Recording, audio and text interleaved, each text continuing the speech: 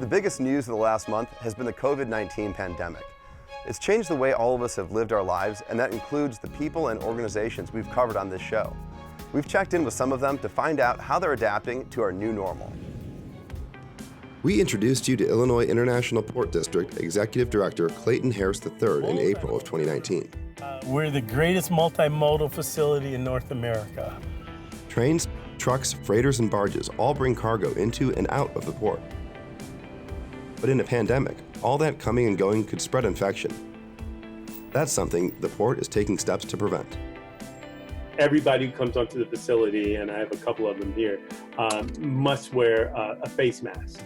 You have to, and it's just how it is. Now I'm sitting in my office and I'm the only one here, so I don't have it on. But barge and ship, they cannot get off their vessels if they do not have the proper safety protocols. Same with train operators who won't allow the train in if the conductors and the engineers do not have face masks on. And then every single trucker that comes onto our facility has to have a face mask. We don't want to be the cause of a spread elsewhere. So we have cargo that goes all around the world. I want to make sure that we are ready to support when the economy opens back up and they expect us to, move forward, and that we're still doing it in a way that's respectful to human life. And that sounds crazy, but that's truly it, right? So I don't expect us to drop our protocols anytime soon. Even after things open up, I just think it's wise that we just keep, like the face mask on for, a couple months beyond what's going on.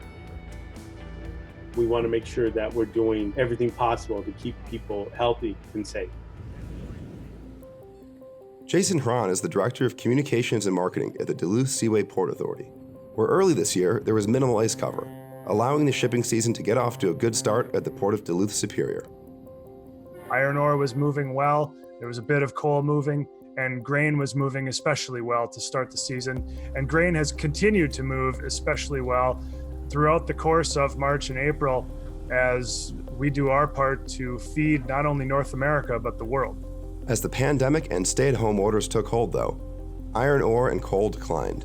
Speaking to iron ore and coal specifically, through April, we saw the utilization rate for blast furnaces dropping from the range of 87.5% to 57.5%. So that is an indicator that demand for steel is falling, and there's certainly a domino effect from that here in northeastern Minnesota, which means that fewer ships are on the lakes carrying iron ore because there's less demand for iron ore, which means that iron ore mills are going to shut down. So we've, to this point, had 3 iron ore mines in northeastern Minnesota that have idled, and our coal dock here in the Port of Duluth Superior has also idled due to the diminished demand for iron ore and coal downbound in the lower lakes. We have a saying, Great Lakes Shipping, it puts the pasta on your plate and the phone in your pocket and the car in your garage. It's a part of everything in your everyday life. When people aren't using any of those things in their everyday life in the way they normally are, it changes it. Those are the challenges we're facing, and when bad things happen throughout the Great Lakes, we feel the effects of them here in the Port of Duluth Superior as well. We're all connected. We introduced you to Lakin Williams and her family's business, Bayport Fish Company, in November of 2019. The pandemic has pretty much shut them down, but not because they can't catch fish. We could fish, that's nothing. We're all healthy. We've got practices in place for, safety regarding COVID-19. But if we follow the safety measures for COVID-19, we can't process what we normally process. And we sell everything we process, so that's a huge issue. Normally, most of Bayport's catch would be processed by outside companies, but they're either closed or barely running, and that leaves Lakin's workers to process any fish they catch by hand. We can do about 2,000 pounds max in about a 24-hour setting. So if that net had 5,000 pounds, it would be about 3,000 pounds sitting in here with no way to process. The issue is that processing fish puts people close together. Usually we're all piled around this fillet table, 10 of us at this little 8-foot table. It's efficient, it's speedy that way. You can hand the fish down to the next person who has to process it. And now with COVID, we can't do that. So we're thinking about possibly only 30% of our workforce and putting people one person a table kind of a deal. Another issue? Half of Bayport's fish gets served in restaurants. But they're closed down or only serving curbside, so demand has taken a big hit.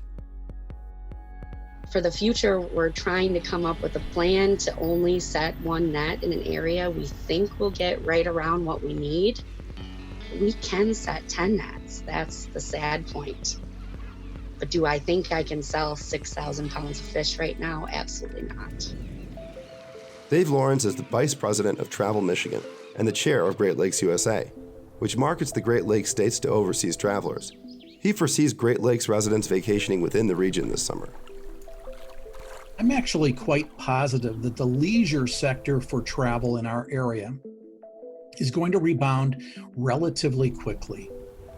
I think it's going to be deliberate. In other words, people are going to be looking for places that suit their needs because of all these concerns about COVID. People are going to be looking for open spaces, small towns, lesser known places, places that aren't as busy. It's going to take a while to get people to travel back to the big cities.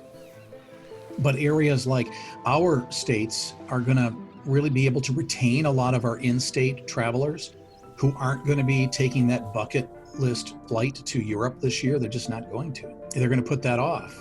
And that's okay with us because we want to keep as many people here as we can. Most of their travel is going to be driving. And I think that our region offers this pretty unique opportunity to see a lot within a relatively contained area. Now, when it comes to those business travelers, that's going to be different because businesses are going to have to really scale back on, the number of conferences and conventions they're going to be able to allow their staff to go to for education and networking. It's going to take some time, I think probably a year for the conferences and conventions and such to start coming back. Everybody's going to kind of delay all those. But eventually, there's nothing like face-to-face communication.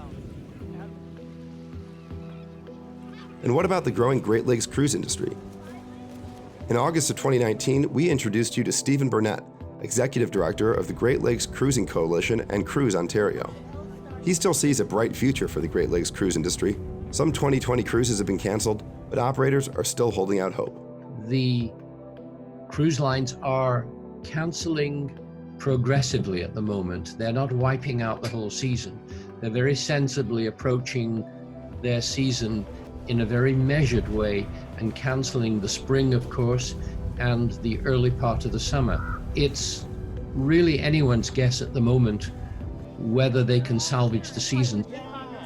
When the CDC in the US and Health Canada took a look at the cruise industry, they did recognize that small ship cruising was a different challenge to large ship ocean cruising, for example.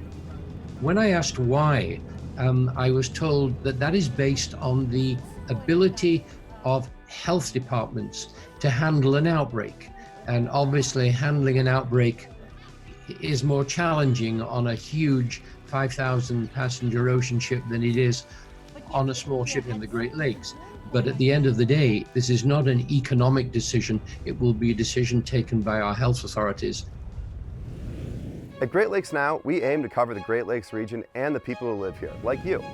Please follow us on social media, subscribe to our YouTube channel, and sign up for our newsletter at greatlakesnow.org.